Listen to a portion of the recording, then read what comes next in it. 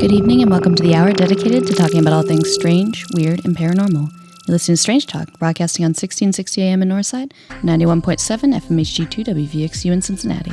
We're also streaming at Radio Artifact around the entire planet Earth. The intro track to this episode is the Strange Talk intro by Star Silk, and I'm your host, Alyx. And I'm your co-host, Mark. And we have a very special guest this week. If you would like to introduce yourself. Sure. I'm Jeanmarie Rouhier-Willoughby. I am a professor of East Slavic folklore and Russian language at the University of Kentucky. Yeah, and I'm very excited. We decided that monsters were our theme for this season. And so I'm very excited to dig into like some lesser known kind of monsters from folklore. Yeah. Always a fun topic. Exactly. And so I'm also excited because I don't know anyone else who really knows about Rusalka at all. I think they're super neat, but I haven't really met a lot of people who know what they are.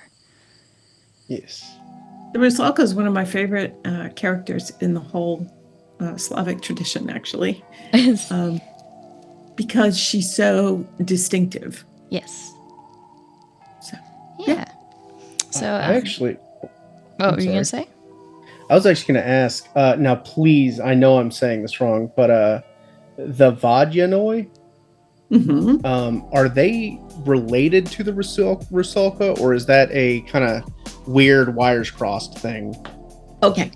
So in the Russian, Ukrainian, Belarusian, so East Slavic broadly, tradition, every place has a spirit. Mm-hmm. So there's a house spirit, there's a barn spirit, there's a body of water spirit, could be lake, could be river, whatever. There's a field spirit, and there's a forest spirit. And the Vodyanoi is the water spirit. So it's like a personification of the place. So for each body of water, forest, field, whatever, there's a spirit there. The Rusalka is not like them. The Rusalka is someone who used to be human and who now has become unquiet dead. Mm-hmm. So that's why she's distinctive. Okay. So she lives in the body of water, possibly with the water spirit, obviously, because she's in the body of water. But she's different. There's a different origin. Let's put it that way. It seems like the Slavic are a bit like the Navajo in that respect, with the Navajo Kachina, where everything has a spirit kind of a thing.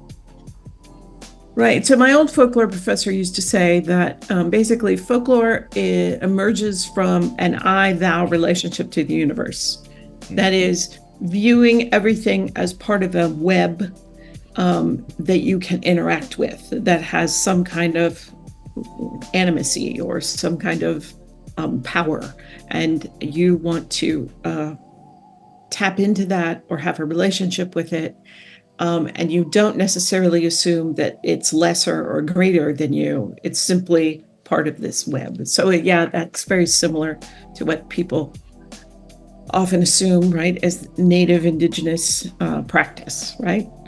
Yeah. But it's actually human. It's all people to some extent. Folklore is connected to that view. Beautifully so, too. Yeah. What I think is interesting, too, is I've heard that the earlier kind of iterations of Rusalka, they weren't necessarily considered evil or anything like that. They were kind of considered more like life-giving. But I'm not really sure how and when that changed. Well, they're ambiguous. Yeah. Because they are life-giving, but they are also threatening. Yes. Okay. And that is actually the nature of all of the nature spirits, the place spirits as well. They can reward you. They are useful for making sure that you get a good, fish harvest or crop or whatever catch. If you are a fisherman, that if you were a miller, that there are no floods that destroy your mill, those kind of things. So there's a ritual with the Rusalka where in the spring, they come out and dance in the fields. And the legends go that when they're dancing in the fields, they're imbuing the earth with fertility so that for the upcoming year, you will have a good crop. Oh, that's... But if you come upon them while they're dancing in the fields, they may kill you. Yeah, you can't interrupt that. Right. It's a bad idea. So it's an abundance of fertility that can be expressed as a benefit, but also as an indication of an anomaly that is dangerous to humans, particularly men, but not exclusively. Yeah. So they often go after men as their victims.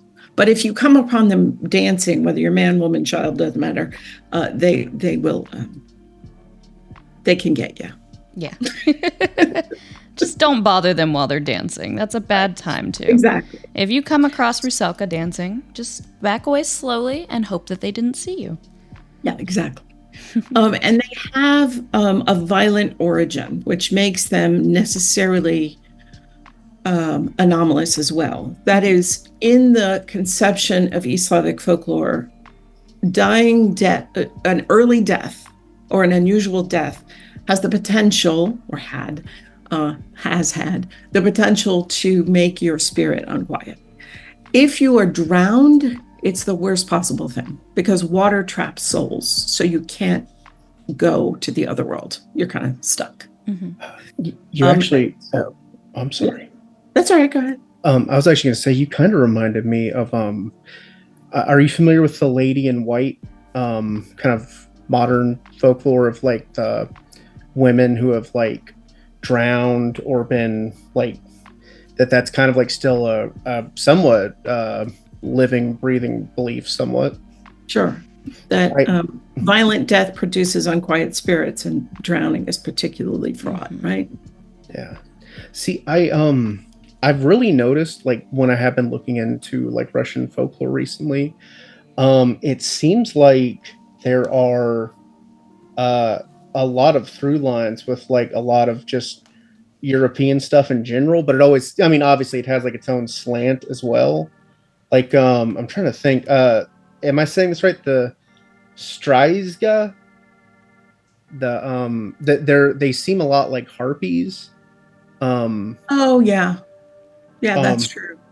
And I mean, I'm not saying anybody copied anybody. It's just, that's how folklore works. I mean, the idea being that there was a common Indo-European inheritance, right? And it there are different reflexes depending on where you are and what they're called and how they're interpreted locally.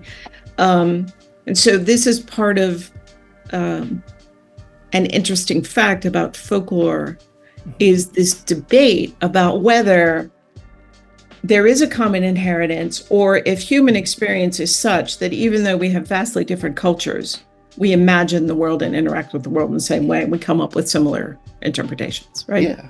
Mm-hmm. So dragons, for example, exist across the globe in all kinds of cultures. Was there one dragon that then traveled the world, if you know what I mean? And the myth of the dragon, the legend of the dragon passed from mouth to mouth, or is there spontaneous generation in different places? The thing about Indo-European mythology that gives us a little bit of an edge in trying to establish whether or not the folklore is connected to an ancient system is that the Greeks and Romans were literate very early. And so we know what they had because they wrote it down. Yeah. And we can say, oh, well, in the neighboring, and we know also the Romans were everywhere. Yes. Right? All over Europe. And so as a result, we know early iterations, for example, what the French were doing, or, what is now the France, or what the Celts were doing, etc. And so that helps us to trace. And early folklore was actually trying to do that. That's where folklore emerged. It was a desire to get back to the Ur text, the original form, just like the desire of linguistics at the time. And very often folklore and linguistics went hand in hand. Yeah, I was going to say, I've noticed that there seems to be a lot of through lines between the both of them. Exactly. Was to get back to what was the original word. Yeah. Right. The ancient word for sun. Yeah. And also then all of the myths about sun gods and bringing them together. The problem in the Slavic world is that they were not literate. So we don't know a lot of what the early iterations were. And you get people who are trying to recreate the ancient world on the basis of fairly scanty information. So there's that. I mean, we really only know for sure what was happening in the 19th century. So to go back to Alex's question about when did the Rusalka shift, we don't know anything about the Rusalka basically before the 19th century. So who knows? Exactly. Whether she shifted. We just know what she was in the 19th century. That's true. Yeah. But we bring a contemporary sensibility to what we want folklore to have been. That can be challenging. Yeah. I definitely I'm definitely fascinated by like etymology, linguistics, all that stuff. And just in looking up monsters, because that's just apparently what I do with my free time on a Sunday night. It really is fascinating, just all the through lines between these various like academia things and how they really all do just kind of relate to that. Because I know as far as linguistics goes, they call it like the Proto-Indo-Euro language. Yep. And it seems like it's been weird because I'll look up monsters and then I'll see something I learned about, like, in my research on, like, it's like, oh, this thing makes sense. You know what I mean? Yeah, it's very true. And the folklorists who were working in the East Slavic world made the argument for various reasons, and probably erroneous argument, that their pre-Christian origin material is more intact than anywhere else in Europe. I guess I could see that. I was going to say, really. There's no actual evidence for that. I was going to say, I know the Russian Orthodox Church was pretty hardcore in Russia back in the day. Yeah. So I don't quite know about that. Yeah, so they like to make that claim, but it basically has it's political origins. Yeah. That make that important for them, which is what I mean when I say that contemporary interpretations get shifted back to the past in ways that can be problematic. Damaging. Yeah. Which is why we, have people in Russia, in power in Russia, saying that Ukraine is just Russia. Yeah. And part of the reason is obviously complicated historical reasons, but also we share a common folk culture. Yeah. Yeah and no, right? Yeah. So yes. It's complicated. Yeah. Yeah, it's very interesting, like, because you hear, like, I've heard since I was a kid, like, being into monsters as a kid, dragons are in every culture in the world, right? But like, I don't think we really take into consideration the impact of like this shared culture and how it actually does reverberate through all of our societies. Like it's definitely a thing that like we have not only do we have like shared genes, we have a shared culture. I mean, I think our culture through the internet has become a lot more shared recently, but we've always had like this through line with each other, Yeah. Sorry it's almost like we believe that the only time people talked to each other was in the 20th century, right? And then travel, right? Well, we know people were traveling. There was trade. We know people were relocating. We know wars caused upheavals and people moved. And so as a result, bringing and interacting of traditions is human behavior since there have been humans. This is not the purview of the 20th century. Yes. So as a result, I always have to disabuse my students of saying, well, if it's older, it must be better, or it must be authentic, right? Well, that's not the way it works, right? It's hard to determine what an authentic folk tradition is because there have been so many changes over the years. Well, it's like not to go too off subject, but I think you might like is it makes me think of like Arthurian legend, and a lot of the best stuff in Arthurian legend is the stuff that the French put in later. Like some of the more iconic stuff was like part of the French version of Arthurian legend. I know some English people might be mad at me saying that, but it's absolutely true. But yeah, I mean, it's a living genre. Legend is a living genre, and living genres evolve. Yes, exactly, and they should. Yeah. Can you tell Alex and the audience what you told me at the top of the show about tales versus legends? Sure. So when you're trying to assess a story, the first thing that you have to think about is what is the native teller's attitude toward that story? So we throw the words myth and legend and tale around as though they're interchangeable. Yes. And in a colloquial sense, sure, they are. They're just synonyms for a story that might have something fantastic in it. But from the point of view of folklore, they're very different. So a myth is the most sacred of stories to the people who tell it. Yeah. It is the established truth. It is the most important thing. A legend is a story that is told about our reality and can be true. That doesn't mean that the narrator is actually believing in it, but they're telling you that message to tell you that this is something that we might have to deal with. This is our reality. And a tale is always known to be false. Yeah. If you have a witch in a tale, nobody thinks that witch is real or is going to come down the chimney, right? Yeah. If you have a witch in a legend, they might. Yeah. And so the weight of the story is different, and what it's doing is different. So when people say about legends that they're misusing both terms. I actually really like that delineation, especially like with tale. I think most oftenly when people hear the word tale, it's like tall tales. So I think that, that makes a lot of sense. Of those are stories that are for fun and maybe not real.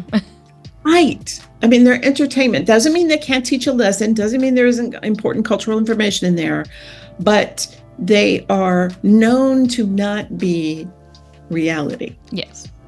It's not like people think that, a dragon is going to fly in. If it's a dragon in a tale. Now, if it's a dragon in a legend, you might be saying, well, okay. So, those distinctions are really important for folklore because they help us to ascertain what people are doing with the stories when they tell. Yes, I really like that. Yeah, I was going to say that's very intellectually stimulating, knowing that there's actual these terms aren't just as interchangeable as we throw them around to be. Sure. And I mean, it's not like folklore is alone in that. There's all kinds of disciplines where people throw terms around. Well, much like folklore, language is also constantly evolving, and that's the good and bad thing of it. Exactly. So these words have evolved to mean colloquially what they are different than what they mean in a folklore class or when a folklorist says that. Yeah. So my field is legend. That's mainly what I study. Yeah. Okay. And so I'm particularly passionate about legend. I do love a good legend. I dig anyone who's passionate about legends. Speaking of Alyx, I know you were really excited to talk about Rusalka. Would you like to? Yeah, we've talked around it a little bit. So Rusalka obviously are kind of similar to sirens, but they're not the same thing. Similar only in the sense that they like to lure people to their deaths. But part of why I was excited to talk about this is there's a specific week, too, that they're considered more dangerous, which I think is very interesting. It's early in June, which originally I was hoping this episode would be then, but that's okay. Oh, yeah. You still got to be wary of early June. Yeah. I ended up moving and, things always happen. School year, all that good stuff. But I'm glad we're talking about it now. Me too. So, that's the week where they're out dancing in the fields. Mm-hmm. And they come out from their watery world. And there is a set of rituals that people would do to kind of reenact the Rusalka going out into the fields. Yeah. And then the Rusalka would, if it was a living human being who was playing the Rusalka, would chase people around and then go back to the village. But they also would build a dummy of the Rusalka in many cases. Oh. And the Rusalka dummy would be taken out to the field and then at the end of the week destroyed. To kind of banish it almost? Yeah, almost to banish it and send them back, but also to enact the idea that the dummy's fertility is going into the field. Okay, that makes a lot of sense. So the power of the Rusalka when it's destroyed is released into the field. That is a very interesting cultural thing. Is that still somewhat practiced in like modern Ukraine, Russia? Is like a maybe not necessarily even a belief, but maybe somewhat of a belief or holdover? Oh, sure. I mean, there are always reflexes of those older traditions that are, carried on all around the world, but in the Slavic world, it can happen. Now, one of the things that disrupted the tradition, one of the things that disrupted the tradition is you have fewer and fewer people living on farms, kind of like in the United States. But the other was the Soviet Union disrupted the tradition. So that they tried to eliminate anything that they saw as vestiges of old superstition and religious belief. Yeah, that's sad. So a lot of it went underground or became much more regional. And maybe it would have died out anyway because people are moving off of farms and going to live in cities, but there was an abrupt break and they tried very hard to control it. Now, they weren't always successful, but they tried.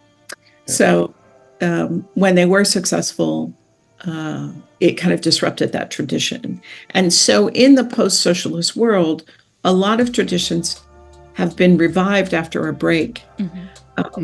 And some Russian, since I study Russia in particular, but this is true of the entire socialist world, some Russians don't recognize them as their traditions at first, right? They have to be educated about them because they were gone. Yeah, it was just completely cut out of their lexicon, essentially. Yeah, but there's a great interest. Well, there was a great interest for the first 20 years, especially after the collapse of the USSR, of figuring out what was our tradition, right? So I had people who told things like, well, our folklore died and, our practices died and we don't know exactly how we're supposed to do things. Yeah.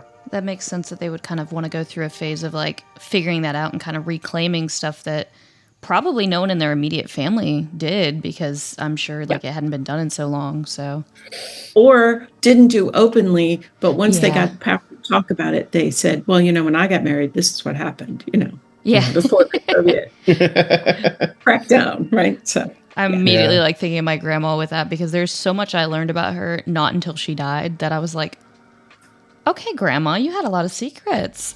Yeah, it's true. That's pretty cool. So the Rusalka then is either a dead, young, unmarried woman or an unborn, either a dead unmarried woman who was pregnant with a child, or a child who was also drowned. Yes. So that's where Rusalka comes from. Yeah. And I heard that that's why they have the long kind of loose flowing hair, is because unmarried women typically would wear their hair that way. Until they were of marriageable age. Yeah, gotcha. Yeah. That makes sense. When they were of marriageable age, then they would wear it in a single braid. So you could always, in the 19th century village, you could always look at a woman of any age and know exactly what her marital status was. And whether she was of marital status. Yeah. I was going to say, is it true they tickle people to death, or is that Yes. Yes. I love that. Is so unique. That is so unique. Jump on your back and tickle you until you fall into the water and drown. Yeah. I have to tell you, it's always a pleasure when I find unique monster things, because that's not normal. And I gotta think, not very common. And I gotta think about how excruciating that's gotta be too. Like, oh, you're immediately taking in so much water into your mouth. Oh yeah. God, that's just like ugh. But yeah, I want to say this correctly. I was corrected before the top of the show. Baba Yaga? Yes, Baba Yaga. Yes. I'm making my mission in life to make sure everybody knows that is how you pronounce her name. You can mispronounce any Russian name. I don't care how you say the president. Baba Yaga. Yeah. I have a slight similar thing with coyote in Navajo. Like I'll call the animal a coyote because I'm a hillbilly, but yeah, or coyote. But if we're talking about coyote, it's coyote. So yeah, that's true. But go on. I'm sorry, I didn't mean to interrupt you. That's okay. So what do you want to know about her? and I know Alyx does too. Yes. The house, the cottage is so unique and so awesome. Like, okay, here's a fun fact. They had a Scooby-Doo episode with Baba Yaga, and the house was center stage. It was a giant house running around around their town. Awesome. Scooby-Doo, the old version or the remake? One of the newer versions. Oh, I have to watch it. I have to look that up too. I haven't seen that one. It's Mystery Inc. I highly recommend. I tell you guys I like monsters. I mean that. Yeah, because Baba Yaga is probably the only Russian thing. Although again, she's pan-Slavic, but pronounced Baba Yaga, she's Russian. That has become part of pop culture. Across the globe, right? So she's in Neil Gaiman, she's in fantasy novels, Hellboy, video games, she's in Hellboy, she's all over the place. So people will not know anything about the folklore of the Slavic world, but they'll know Baba Yaga for whatever reason. There's, as I was telling you, there's a beer named after her. Yes, Lexington Brewery here makes, and of course. For me, that's a ritual. Every year when they release it, I have to go have one because you have to. Baba Yaga. I have a tattoo of her house. That was like one of the first tattoos I ever got. Okay. Because it's just the house is so cool. The house is. And what were you saying, Mark? Oh, I was just gonna say, and this is no disrespect to Baba Yaga. Her image of her flying around in a pot with, is it a giant spoon? Am I wrong? I thought it was a mortar and pestle. Oh, it is. It is mortar and pestle. That is again so unique. Just a giant mortar and pestle. Yeah. And with a broom to kind of, so the pestle kind of moves it forward and the broom is like a rudder on a boat, steers it. Yeah. Is there any like significance in that symbolism, or is that just kind of a kooky thing? Because yeah, there is. So one of the theories about Baba Yaga is that she actually is a remnant of an older belief in an initiation ritual for young adults. Okay. Now again, we have very little written evidence, but Vladimir Prop, who's a fairly famous Russian folklorist, argued that Baba Yaga initiates young adults into adulthood. And for the important thing about being an adult in this 19th century or pre-19th century, because the initiation ritual was gone by the 19th century, was obviously marriage and proving you were ready for marriage. And that made you an adult. And so she's associated with symbols of domesticity, Okay. homemaking. So chickens, her hut on chicken legs, chickens are associated with female fertility. So when you get married, chickens are often your symbol because then you're going to have many chicks, right? The mortar and pestle are associated with, obviously, cooking potentially, but also crafting, remedies, for people that need treatment. There were no medical doctors in every village, so you needed to treat people, and use herbs and all that kind of stuff. So you need the mortar and pestle. And of course, the broom is associated as well with keeping your house in good shape and this kind of thing. So as a result, she's very much a symbol of what an adult married woman in her full power was. Yeah, I've heard some old legends kind of describe her more as Hecate, where sort of the mother, maiden, and crone, 3-in-1 kind of thing, which I think is interesting too. That kind of overlap, as we were talking about folklore in different places, tends to kind of all blur together a little bit. Yeah. So, but she's definitely my favorite Russian folk character. And I think that's part of why she's so popular. She's so just interesting and kind of like Rusalka, very nebulous, might help you, might hurt you. Yeah, so very much in the Western folktale tradition, the witch is always bad. Yeah. Right? There's no ambiguous witch. Witches are bad. You try to kill witches, they try to kill you. That's basically it. But Baba Yaga is not like that. She will sometimes try to kill you, but she does it either when you have failed a task she set you, or because she's hungry, because she's perceived to be a cannibal. Yeah. And she particularly likes to eat young boys. She never really threatens to eat young girls, but she likes to eat young boys. But if you do what she asks you to do and you live up to the expectations, she will often reward you, or she will help you along your quest. So that's important, that as part of this idea that she's initiating you into being a responsible adult, you have to show that you can handle the challenges, and then she's good to you, or she gives you something that lets you achieve your goal. Yeah. Yeah. I like that, because to me, like, it makes me feel like in some ways she's like kind of a form of karma. Yeah, it's true. So my favorite story about her is one about two sisters, a stepsister and a sister, right? There are evil stepmothers in the tale tradition in the Slavic world, where the daughter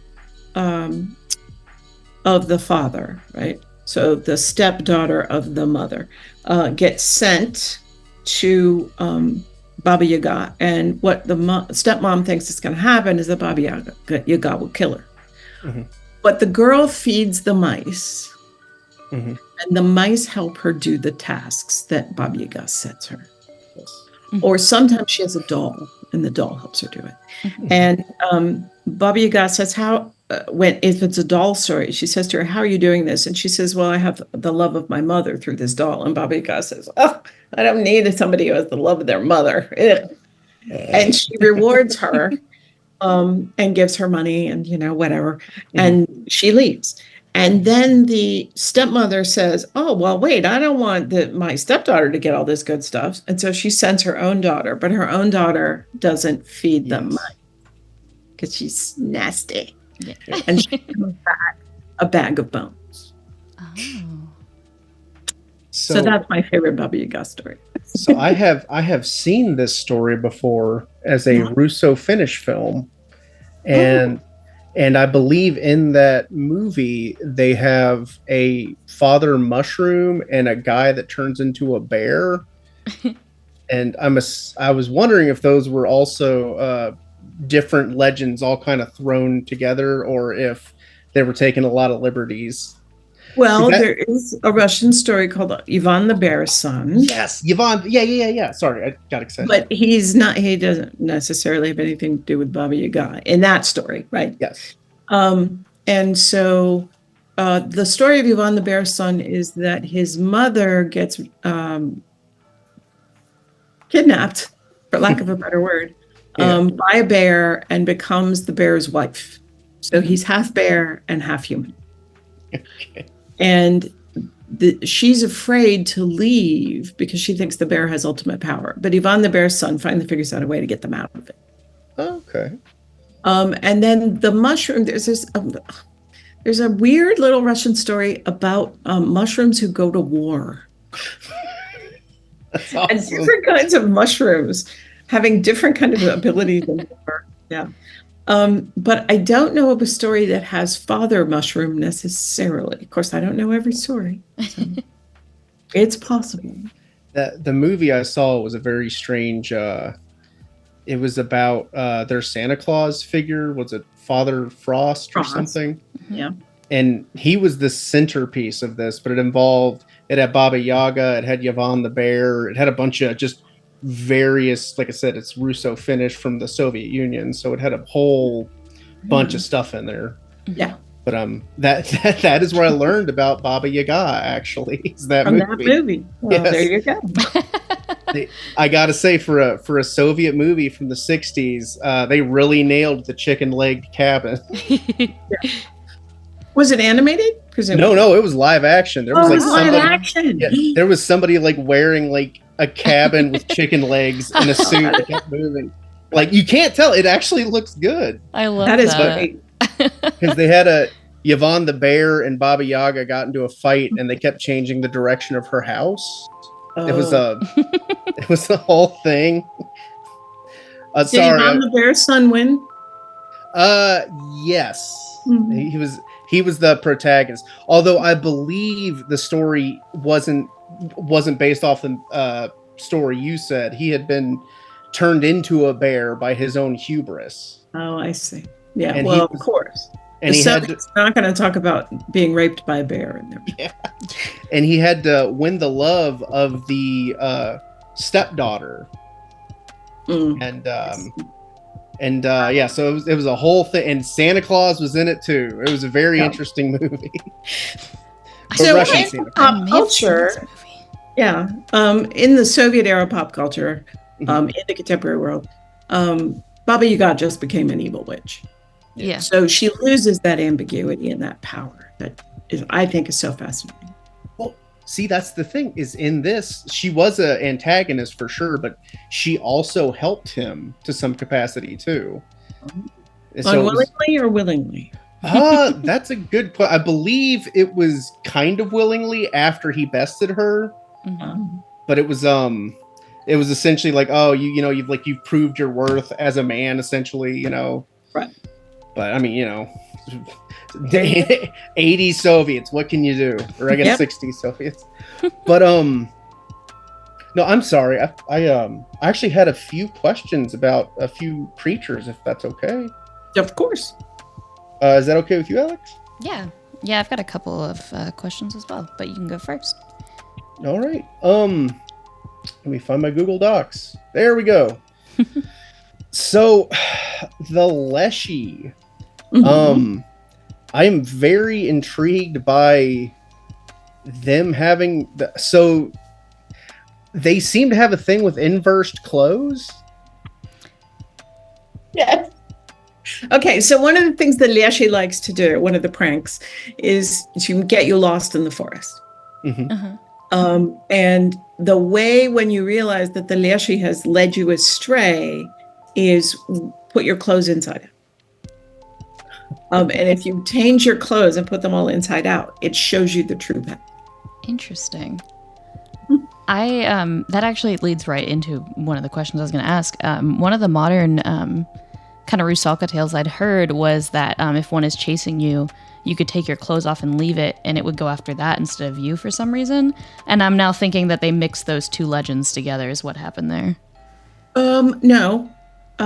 There is actually a tradition when you're being chased by an undead creature, like a vampire Yeah. or Sulka, one of the things you can do is strip your clothes off, and they get distracted. With vampires, it's often vampires are perceived in the Slavic tradition as a little bit OCD. Yeah. And so I am not a psychologist, but in the common parlance of OCD, they get obsessed at counting. Yeah. And so if the fabric is there, they have to count the threads. And then that slows them down and gives you more time to. Now, that's not necessarily true with Rusalka, but it doesn't mean that the motif is not one that gets changed, right, from one story to another as part of the tradition. Fun fact, did you know that's why the Count in Sesame Street counts? Yeah. Because they love to count. It's one way to keep vampires in their graves as well. Yes. Put millet, sand, ropes with knots, whatever, and they have to count them all. Rice, because if they don't count them all, they can't get out. Yeah, that's. I was gonna say. I know. I was joking with Alex last week about how vampires have like the most weaknesses in like actual folklore, like thorn bushes, throwing rice on the ground, salt, crucifixes, garlic. Well, crucifixes are not part of the tradition. True. That's an invention. Yeah. Yeah. And sunlight is also not part of the tradition. Vampires can be out during the day, no problem. But we've added on sunlight and garlic and crucifixes. Yeah. Because we need more ways to get rid of them, honestly. Yeah, exactly. I mean, admittedly, they are pretty powerful. And it was Bram Stoker and, those British romantics, Gothic horror people that added the cross and the light stuff. Yeah. Yeah. Which is funny. We were actually just talking to Dacre Stoker last week, Bram Stoker's great grandnephew, about Bram Stoker, which was a lot of fun. Yeah, because he has a new book out, doesn't he? Yeah, he does. Yeah. And he said he's got another one he's working on right now that he's finishing up. So exciting stuff. I'm very excited. I want to read it. Yeah. But I had to finish my own book before I can read it. Right. Yes, we need to read your book as well. So you definitely need to come back on to plug that. Yes, please. Oh, I'd be happy to. Yeah. Okay, so what's your other question? You said you had one and I interrupted you. Oh, I was going to say, so the Zemi, am I right on that? Zeme, the three-headed dragon thing. Oh, the Zemi. Yeah. Yeah, thank you. So I noticed that in a lot of mythology, folklore, legend, all that, they are either symbols of evil or power. And I was kind of curious about what that kind of translates to in the Slavic tradition. Okay. So in the tale tradition, they are definitely just bad. But in the epic tradition, they're more complicated. And the epic is the poetic version of a legend. And so the dragon can be, it's certainly a challenge that the hero has to overcome. But the dragon can have a sense of ambiguity as well. And some people have interpreted it as how myth changes. That is, the dragon potentially could have been a symbol of some kind of mythic power, God, right? And when Christianity comes in, then the dragon gets associated with the old religion. Therefore, the legacy is ambiguous because sometimes they do have positive effects, right? And there may be it's not so clear cut that they are just bad. But they are sneaky. They are sneaky. Yeah, because everything I've seen them in, they've been like evil. But again, everything I've seen them in's also been, Soviet era like movies. So I don't expect that to have layers of, detail. Nuance. Yeah, nuance. Thank you. That's the word. Yeah. It's I just find that fascinating. So, Alex, do you have another question? Oh, yeah. So another sort of modern theory that I had read about Baba Yaga was recently I saw this post someone made about how she might be a symbol more for death because what they were saying was that the chicken legs was a mistranslation and it was meant to be more like skeletal legs, like somebody who is like, wasting away. And that the mortar and pestle was kind of about, like mixing medicines to try to like save the dead. So that was just a modern thing I had seen about it. I've never heard that. Yeah. That she's associated with death in particular, or yeah, in the sense that she will eat you. Yeah. Potentially, but not as a symbol of death necessarily. Mm-hmm. The epithet that's often given to her is Baba Yaga the bony leg, so she is quite skinny.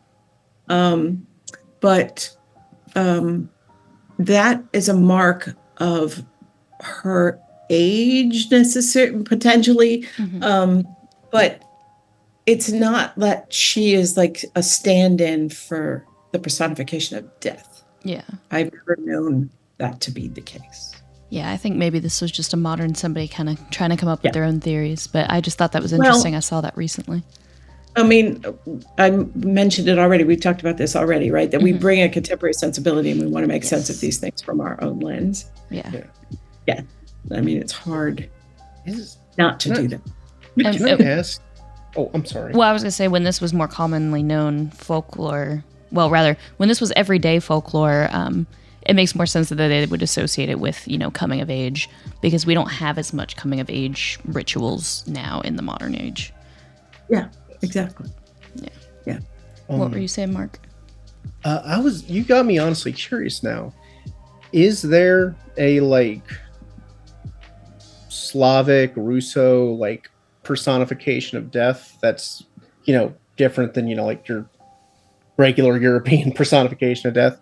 Because I know the story about a guy that captured demons in a bag, and he also captured death in the bag as well, I believe. And was that just like your run-of-the-mill European Grim Reaper death, I guess? There's not a description of what death looked like, but death is feminine. Okay. Because the word for death is feminine. Okay. Russian is a gendered language. Slavic language. Yeah. I learned that earlier today, actually. Yeah. Which means that every noun, whether it's a living noun or not a living noun, has an assigned gender. The tradition of calling them genders is problematic, because if you're talking about a table, how can it have a gender? Right? Yeah. It has a grammatical category that happens to often overlap with human male things or animal male things, animate male things. Let's put it that way. Mm-hmm. But if you're going to personify a table or a pen, you're going to use the grammatical gender that reflects the animate gender, if you know what I mean. Yeah. So in that sense, death is personified as female. But I've never read a description of, if you see death walking down the street, what is death going to look like? Yeah, because I was going to say, it's one of the, because I know I believe the Irish have a version of death that's like a buggy and stuff like that. I mean, not, but that's, that off subject. I was just curious if, the Slavic had anything. Yeah. I do not know of one that describes that. Can I ask about the Domovoy and the Kikimora? Sure. They seem like they are kind of two similar, related things, but not the same. That's true. Is there any kind of relation between them in folklore, or are they just both kind of house spirits? Well, the domovoi is definitely the house spirit. Mm-hmm. And sometimes the domovoi is personified as having a wife, the domavicha. But as the tradition started to kind of fade away, I guess you could say, the kikimora was often put into that role as being the domovoi's wife. But she's not. I mean, not originally. She's just a evil spirit that likes to suffocate people when they sleep. Yeah, like from what I heard. Also, yeah, maybe we should would you like to tell the audience what those are? Because I realized I didn't say that. Oh, so the domovoi is the. I talked about how there's a place spirit for every single place. So every house has a domovoi, which is the house spirit. And in the traditional house of the Russian world, there's a huge stove in the corner, kind of a clay stove that is so huge, it was like a quarter of the hut, right? Mm-hmm. That people would cook with, obviously, but also sleep on. So it had sleeping shelves, it was warm, right? And the domovoi lived under that stove that was like the heart of the house, the heart, right? Okay.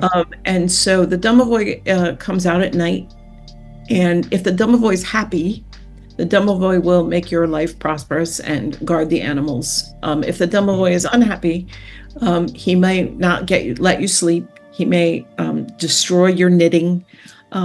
He may torment a horse or a cat whose color he doesn't like. And so you do things to make sure the domovoi is happy because it's a connection to prosperity. And if you move house, you have to take, again, in the traditional worldview, coals from the stove and ask the domovoi to get in the coals and take them to your new house and light the fire from those coals. So there's a great Russian legend about a couple who both do that. Like, it's supposed to be the wife's job, and she did it, but she didn't tell her husband I've done it, so he thinks, I better cover our bases. And they get to their new house, and the two domovois are fist fighting all night long.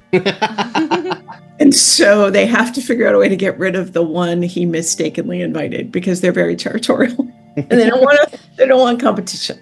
I love that. But the kikimora is more like a night spirit who comes and sits on your chest and will suffocate you. Yeah, I read that if you have an immaculately clean house, she might like clean the dishes for you. Oh, I've never heard that. But that at the end of the day, she's still trying to suffocate people in their sleep. So probably not. The ends don't really justify the means. No. I like that. Almost all Russian folklore seems to be like they might help you or they might kill you horribly. Well, that is that is true. I mean, and if you think about it, if you're living a rural existence in a harsh climate where everything depends on the weather. And, are you going to get enough rain? Are you going to get too much rain? Whatever.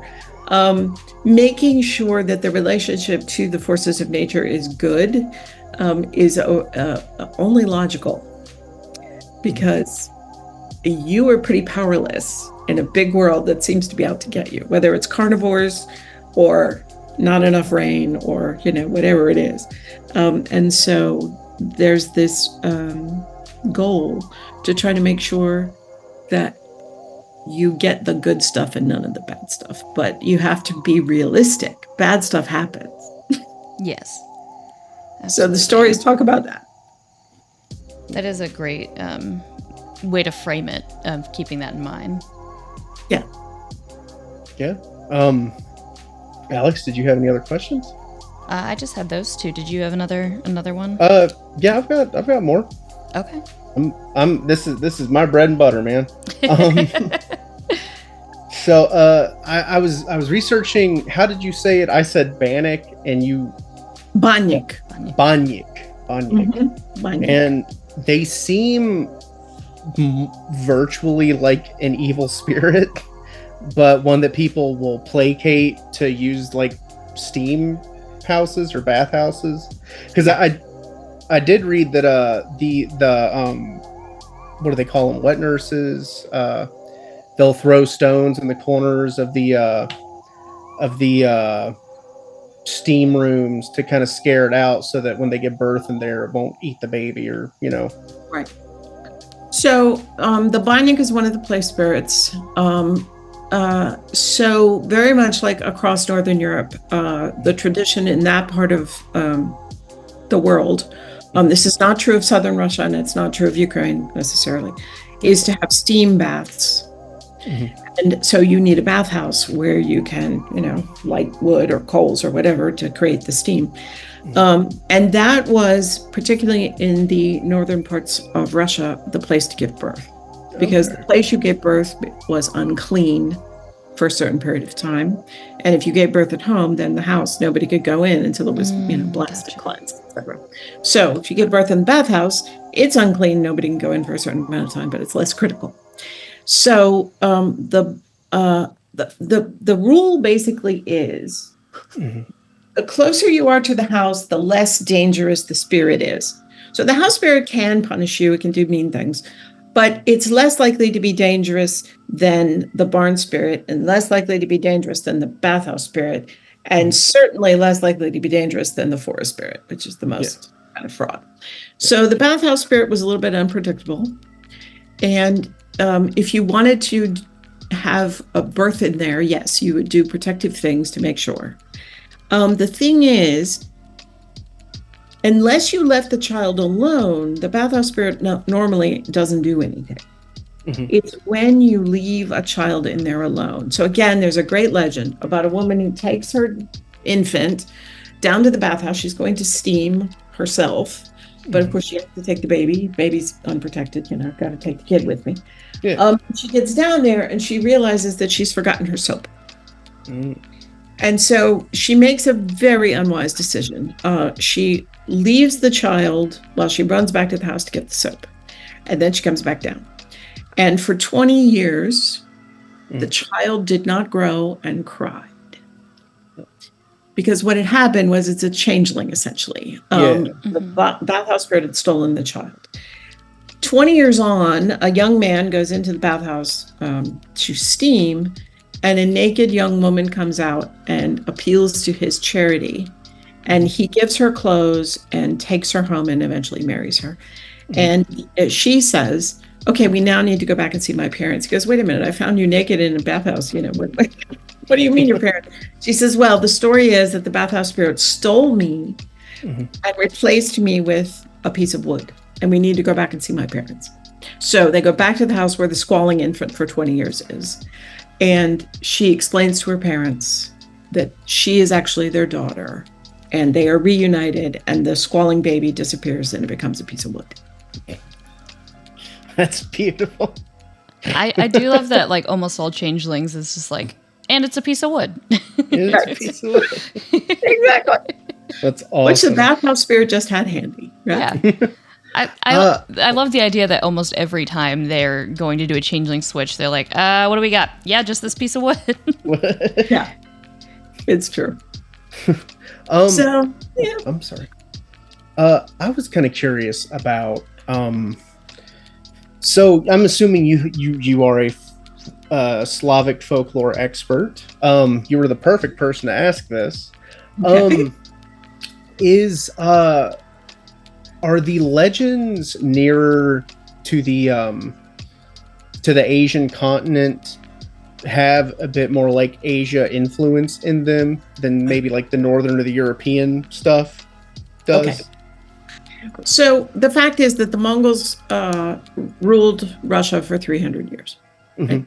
Yeah. So there has always been, even in European Russia, there is always, an intersection back and forth.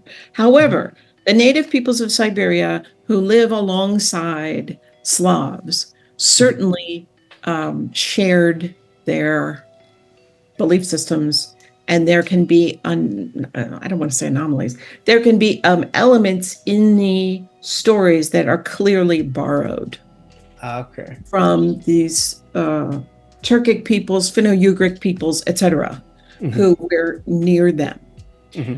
So a colleague and I did research on Noah's Ark legends. And there's clearly some elements that are taken from native mythologies in those Noah's Ark legends that are told by the folk, right? Yeah. And have been recorded. You are listening to Strange Talk on Radio Artifact on 1660 AM in Northside and 91.7 FM HD2WEXU in Cincinnati. So, for example, in one, it ends with saying that Noah had 3 sons, and one son became this ethnic group in Siberia, and one son became this ethnic group in Siberia, and one son became this ethnic group in Siberia. I'm like, well, I'm pretty sure that's not in the Bible. That's not part of the Hebrew Bible. And in others, for example, the mammoth is part of the legend because there are mammoth remains all over Siberia. And the legends about mammoths get incorporated into the biblical legends. In one, a native berry is what causes them to be expelled from the Garden of Eden, right? That's not a Noah legend, but it's an Old Testament. So there's elements that are both part of daily reality, but also that are part of mythological belief systems that certainly get incorporated. Incorporated. Because I was kind of curious about how the intersection of belief all goes. Because, I mean, we talked about the Navajo and obviously the Slavic, but I mean, the Japanese with the spirits everywhere, yokai and everything, it's very, again, similar of everything has a spirit. Yeah. And that I just didn't know because, I mean, I vaguely know how all that's interconnected, but just the actual roots of the story is kind of fascinating. Yeah. So it's interesting to see when you look at Siberian stories, which is where I've spent the bulk of my work for the last 15 to 20 years, how they are different because of not just the fact that they're set in Siberia, but because there is a different ethnic mix and intersection than there would be in European Russia. It's pretty cool. Yeah. And we are actually, that hits us exactly at the hour mark. Impressive timing. So yeah, it's been so good to talk to you. See, I told you that hour goes by so quick once you start getting into it. It's been great. It's been so good, and I'm excited that we can have you back once you're done with your book, or just whenever you want to come back. Yeah, because honestly, Russia's a big place, and I'm assuming we can have plenty of questions for you. That is true. That is very true. But thank you so much. I'd be happy to. Honestly, real quick, so your Slavic folklore is Russia and Ukraine, but what other countries does that kind of incorporate? So there are 3 divisions of Slavs. There are East Slavs, which is where my research is focused. Russia, Ukraine, and Belarus. Okay.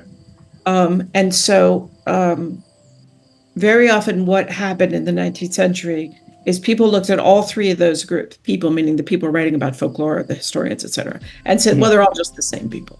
They're not really the same people, right? Not at all, no. But that is the East Slavic branch. Okay.